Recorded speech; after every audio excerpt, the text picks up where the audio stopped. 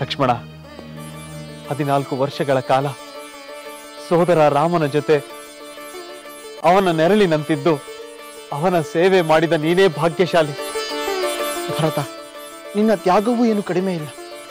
ರಾಮನಿಲ್ಲದ ವೇಳೆ ತಂದೆಯ ಸ್ಥಾನದಲ್ಲಿ ಪ್ರಜಾಪಾಲನೆ ಮಾಡಿದ ನಿನ್ನ ಧರ್ಮ ಕೀರ್ತಿ, ಕರ್ತವ್ಯ ನಿಷ್ಠೆ ಅಮೋಘ. ಸೋದರ ರಾಮಚಂದ್ರ, ನಿನ್ನ ಸಹೋದರ ಶತ್ರುಘ್ನನ ಪ್ರಣಾಮಗಳನ್ನು ಸ್ವೀಕರಿಸು. ಶತ್ರುಘ್ನ,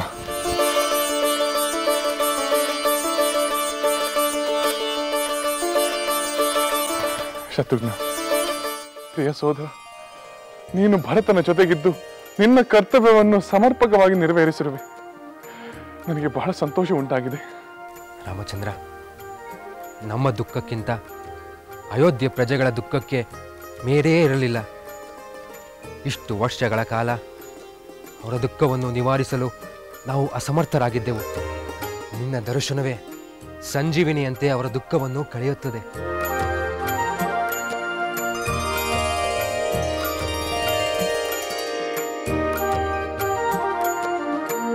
ಅತ್ತಿಗೆ,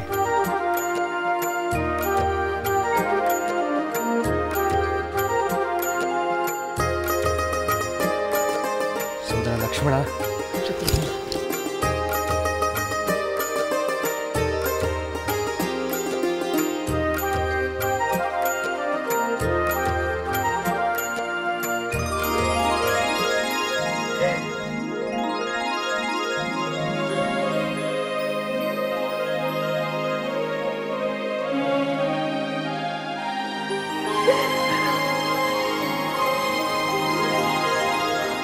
ಮಾತೆ, 14 ವರ್ಷಗಳ ನಂತರ ನಿಮ್ಮ ಪವಿತ್ರ ಪಾದ ಸ್ಪರ್ಶದ ಭಾಗ್ಯ ನನ್ನದಾಯಿತು.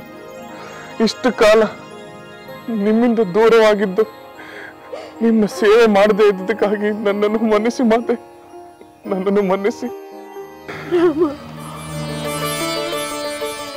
ರಾಮಚಂದ್ರ, 14 ವರ್ಷಗಳಿಂದ ಎಂದು ನಿನ್ನನ್ನು ನೋಡುತ್ತೇನೋ, ಎಂದು ನಿನ್ನೊಡನೆ ಮಾತನಾಡುತ್ತೇನೋ ಎಂದು ಹಂಬಲಿಸುತ್ತಿದ್ದೆ.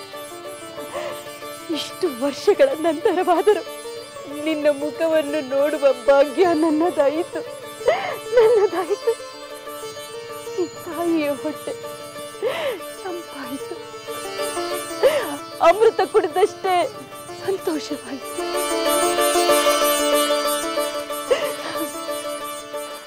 ಮಾತೆ, ನಿಮ್ಮ ಪವಿತ್ರ ಮೂರ್ತಿಯನ್ನು ಕಂಡು ನನ್ನ ಕಣ್ಣುಗಳು ತಂಪಾದವು, ನನ್ನ ಹೃದಯ ತಂಪಾಯಿತು.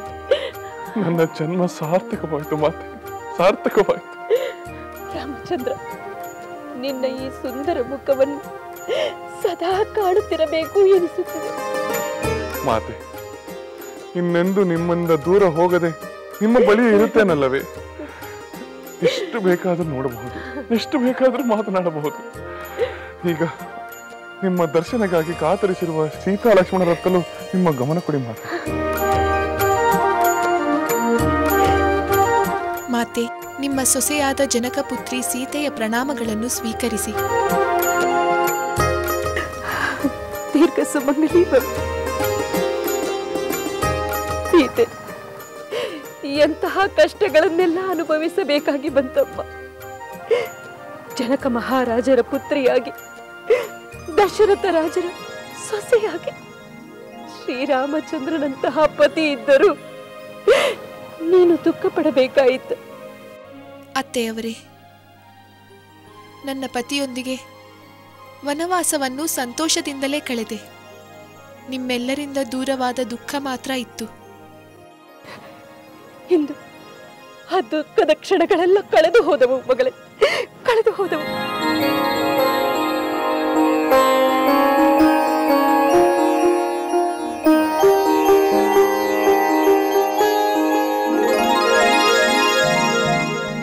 ಮಾತೆ, ಸುಮಿತ್ರಾ ನಂದನ ಲಕ್ಷ್ಮಣನ ಪ್ರಣಾಮಗಳನ್ನು ಸ್ವೀಕರಿಸಿ. ದೀರ್ಘಾಯುಷ್ಮಾನ್ ಭವ. ಲಕ್ಷ್ಮಣ, ನಿನಗೆ ಹೇಗೆ ಕೃತಜ್ಞತೆಯನ್ನು ಸಲ್ಲಿಸಬೇಕೆಂದೇ ನನಗೆ ತಿಳಿಯುತ್ತಿಲ್ಲ. ನಿನ್ನ ನನ್ನ ಮಾತೆಯಿಂದ ದೂರಾಗಿ, ಪತ್ನಿಯಿಂದ ದೂರಾಗಿ, ನನ್ನ ರಾಮ ಸೀತೆಯರ ಜೊತೆಗೆ ವನವಾಸಕ್ಕೆ ತೆರಳಿ ಅವರನ್ನು ಸೌಖ್ಯವಾಗಿ ನೋಡಿಕೊಂಡಿರುವೆ. ನಿನಗೆ ನಾನು ಸದಾ ಚಿರಋಣಿ, ಸದಾ ಚಿರಋಣಿ. ಮಾತೆ, ಹಾಗೆನ್ನಬೇಡಿ. ನಾನು ನನ್ನ ಸಹೋದರನ ಜೊತೆಗಿದ್ದೆ. ಅದು ನನ್ನ ಕರ್ತವ್ಯವಾಗಿತ್ತು.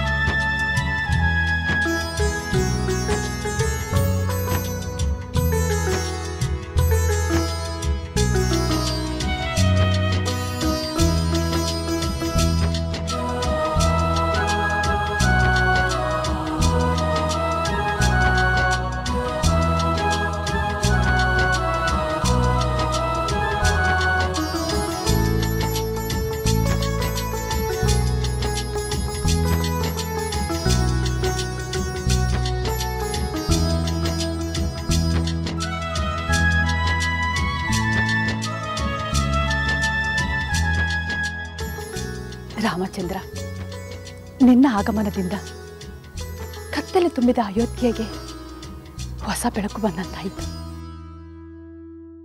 ಕಿರಿಯ ಮಾತೆ, ನನಗಾಗಿ ನಿಮ್ಮ ಪುತ್ರ 14 ವರ್ಷಗಳ ಕಾಲ ನನ್ನೊಂದಿಗೆ ಕಷ್ಟಪಡುವಂತಾಯಿತು. ನೀವು ದುಃಖ ಪಡುವಂತಾಯ್ತಲ್ಲ. ಅದಕ್ಕೆ ನೀನು ಕಾರಣನಲ್ಲ ರಾಮಚಂದ್ರ. ಲಕ್ಷ್ಮಣನು ನಿನ್ನೊಂದಿಗೆ ಬಂದ. ನಾನೇ ಆಶೀರ್ವಾದ ಮಾಡಿ ಕಳಿಸಿದೆ. ಒಬ್ಬ ಸಹೋದರನಾಗಿ ಅವನು ಸರಿಯಾಗಿ ನಡೆದುಕೊಂಡಿದ್ದಾನೆ. ಅದಕ್ಕೆ ನನಗೆ ಹೆಮ್ಮೆ ಆಗುತ್ತಿದೆ.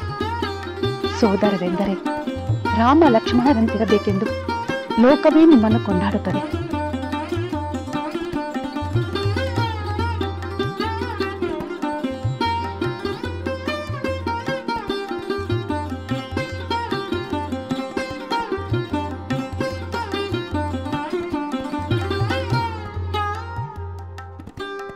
ಸೀತೆ ಸಹಧರ್ಮಚಾರಿಣಿಯಾಗಿ ಪತಿಯನ್ನು ಅನುಸರಿಸಿ ಮಹಾಪತಿರಥರ ಸಾಲಿಗೆ ಸೇರಿದೆ. ನಿನ್ನ ಪತಿವ್ರತ ಧರ್ಮಕ್ಕೆ ಸಾಟಿ ಇಲ್ಲ. ಕೀರ್ತಿವಂತಳಾಗು ಮಗಳೇ, ಕೀರ್ತಿವಂತಳಾಗು. ಧನ್ಯಳಾದೆ ಮಾತೆ, ಧನ್ಯಳಾದೆ.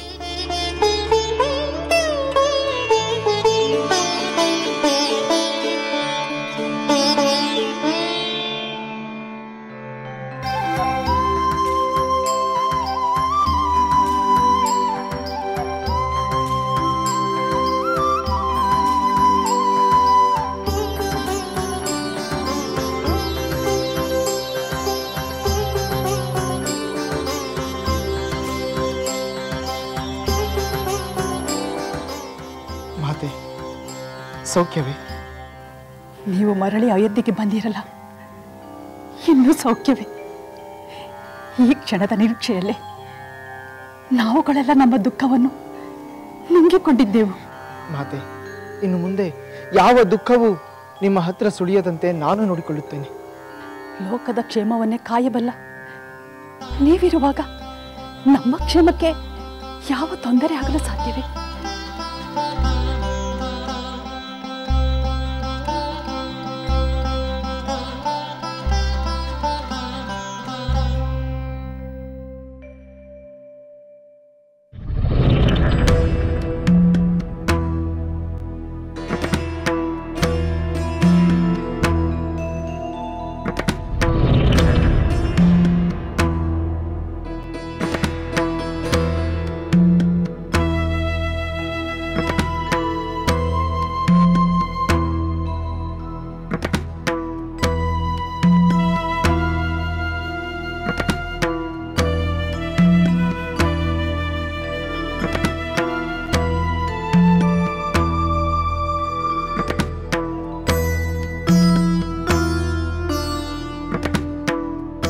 ನಿಮ್ಮ ತಂದೆಯವರ ಮನಸ್ಸಿನಲ್ಲಿ ಒಂದು ಆಸೆ ಇದೆ. ಆ ಆಸೆ ಈಡೇರುವುದೋ ಇಲ್ಲವೋ ಎಂಬ ಆತಂಕದಲ್ಲಿ ಅವರು ಚಡಪಡಿಸುತ್ತಿದ್ದಾರೆ. ಯಾವ ಆಸೆ? ಎಂಥ ಆಸೆ? ಅದರ ಈಡೇರಿಕೆಗೆ ಎಂಥ ಅಡ್ಡಿ? ಯಾರಿಂದ ಅಡ್ಡಿ ಮಾತೆ? ಯಾರಿಂದಲೂ ಅಡ್ಡಿ ಆಗುತ್ತಿಲ್ಲ. ಆದರೆ ನಿಮ್ಮ ತಂದೆಯವರ ಆ ಆಸೆಯನ್ನು ನೀನೇ ಈಡೇರಿಸಬೇಕು ರಾಮಚಂದ್ರ. ಮಾತೆ, ನನ್ನ ತಂದೆಯವರ ಆಸೆ ಈಡೇರಲು ಅಡ್ಡಿಯಾಗಿ ಅವರ ಸಂಕಟಕ್ಕೆ ಕಾರಣನಾಗಿ ನಾನು ಒಂದು ಕ್ಷಣವೂ ಜೀವಿಸಲು ಬಯಸುವುದಿಲ್ಲ. ಈ ರಾಮಚಂದ್ರನಿಗೆ ಮಾತಾ ಪಿತೃಗಳಿಗಿಂತ ಮಿಗಿಲಾದ ದೇವರಿಲ್ಲ. ನಾನು ನನ್ನ ತಂದೆಯವರ ಯಾವುದೇ ಆಜ್ಞೆಯನ್ನು ನಾನು ಖಂಡಿತವಾಗಿ ಈಡೇರಿಸುತ್ತೇನೆ. ಅದರಲ್ಲಿ ಯಾವ ಸಂಶಯವೂ ಇಲ್ಲ.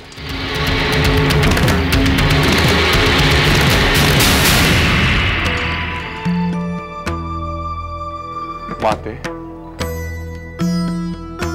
ಮಾತೆ, ರಾಮಚಂದ್ರ, ನನ್ನ ಪ್ರಣಾಮಗಳನ್ನು ಸ್ವೀಕರಿಸಿ ಚಿಕ್ಕಮ್ಮ. ರಾಮಚಂದ್ರ, ನೀನು ನನಗೆ ನಮಸ್ಕರಿಸಬಾರದಿತ್ತು. ಮಾತೆ, ನನ್ನ ಚಿಕ್ಕಮ್ಮನಿಗೆ ನಮಸ್ಕರಿಸಿ ಅವರ ಆಶೀರ್ವಾದವನ್ನು ಪಡೆಯುವುದೇ ನನ್ನ ಕರ್ತವ್ಯ. ರಾಮಚಂದ್ರ, 14 ವರ್ಷಗಳ ಕಾಲ ವನವಾಸಕ್ಕೆ ಕಳುಹಿಸಿದೆ.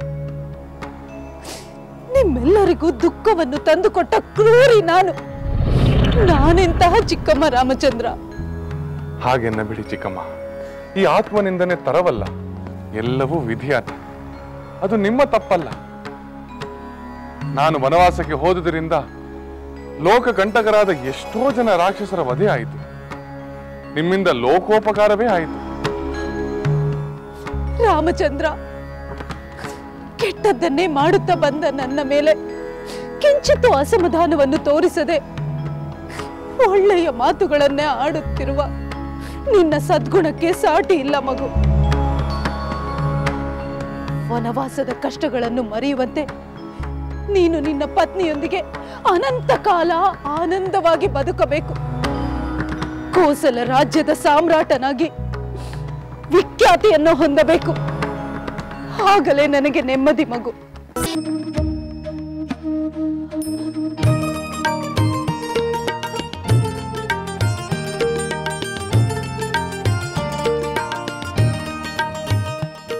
ಸೀತೆ, ನೀನು ನಿನ್ನ ಪತಿಯೊಂದಿಗೆ ಆನಂದವಾಗಿ ಅರಮನೆಯಲ್ಲಿ ಕಳೆಯಬೇಕಾದ ಸಮಯದಲ್ಲಿ ನನ್ನಿಂದಾಗಿ ವನವಾಸಕ್ಕೆ ಹೋಗಬೇಕಾಯಿತು. ಅತ್ತೆಯವರೇ, ನಾನು ಪತಿಯೊಂದಿಗಿದ್ದಾಗ ಅರಣ್ಯವು ಅರಮನೆಯಂತೆಯೇ ಹಿತವಾಗಿತ್ತು. ಅಪಾರವಾಗಿ ಪ್ರೀತಿಸುವ ಪತಿಯ ನೆರಳಿನಲ್ಲಿ ನಾನು ಸುಖವಾಗಿಯೇ ಇದ್ದೆ. ಸೀತೆ, ನನ್ನ ರಾಮನಿಗೆ ತಕ್ಕ ಸತಿ ನೀನು. ಗುಣವಂತನಾದ ರಾಮಚಂದ್ರನ ನೆರಳಿನಲ್ಲಿರುವವರೆಲ್ಲ ಗುಣವಂತರೇ. ಯಾವ ದುಷ್ಟ ಗಳಿಗೆಯೋ ನನ್ನಿಂದ ಅಂತಹ ಮಾತುಗಳನ್ನಾಡಿಸಿತು. ಆದರೂ ಅದನ್ನೆಲ್ಲ ಮರೆತು ಹಿತವಾದ ಮಾತುಗಳನ್ನೇ ಆಡುತ್ತಿರುವೆ. ನಿನಗೆ ಮಂಗಳವಾಗಲಿ. ಸಕಲ ಸೌಭಾಗ್ಯಗಳು ನಿನಗೆ ದೊರೆಯಲಿ.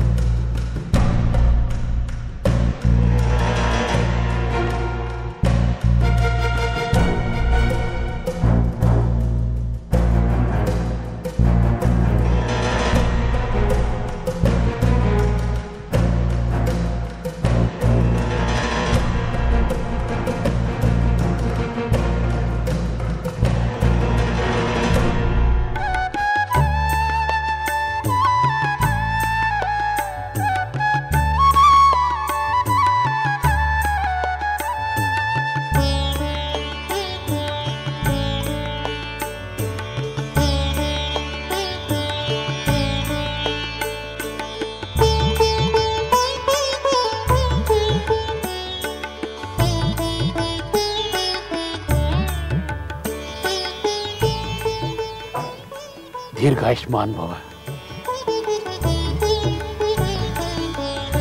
ದೀರ್ಘ ಸುಮಂಗಲಿ ಭವ.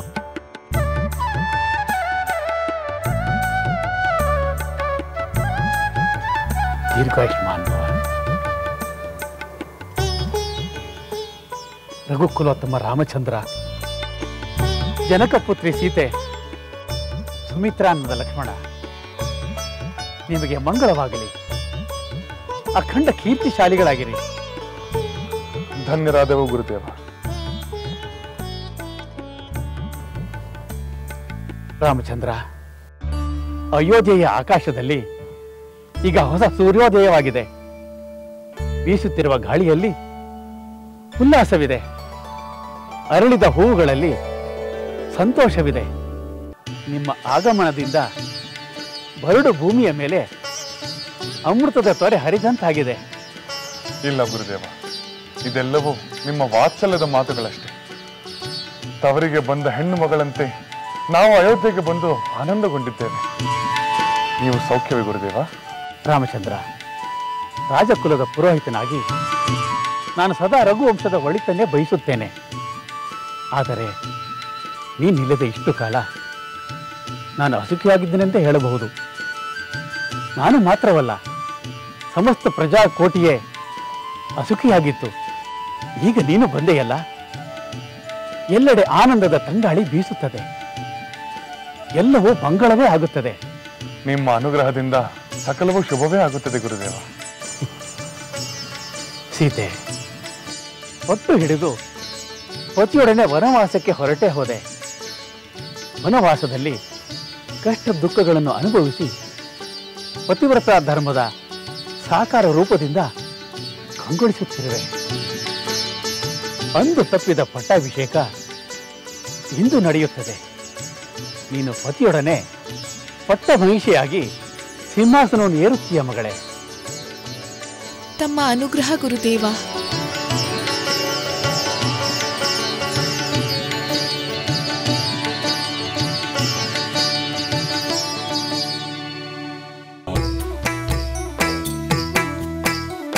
ಲಂಕೆಯಲ್ಲಿನ ದುರುಳ ದರ್ಪವು ಸೀತೆ ಸಹನೆಗೆ ಸೋತಿತು. ಅಂಕೆ ಇರದ ಅಸುರ ಕುಲವು ರಾಮ ಬಾಣಕ್ಕೆ ಅಡಗಿತು. ದೂರವಿರಲಿ ಸನಿಹವಿರಲಿ ರಾಮ ಹೃದಯ ನಿವಾಸಿನಿ. ಯುಗವು ಯುಗವು ಸಾಗಲಿ ಅಕಳಂಕ ಪ್ರೇಮ ಪ್ರಬೋಧಿನಿ. ಅಮರ ಗಾಧೆ ಧರಣಿ ಜಾತೆ ಸಾಧ್ವೆ ಸೀತೆ ಸುಚರಿತೆ. ಸಹನ ಶಕ್ತಿ ಪತಿಯ ಭಕ್ತಿ ಲೋಕಮಾನ್ಯ ವಂದಿತೆ.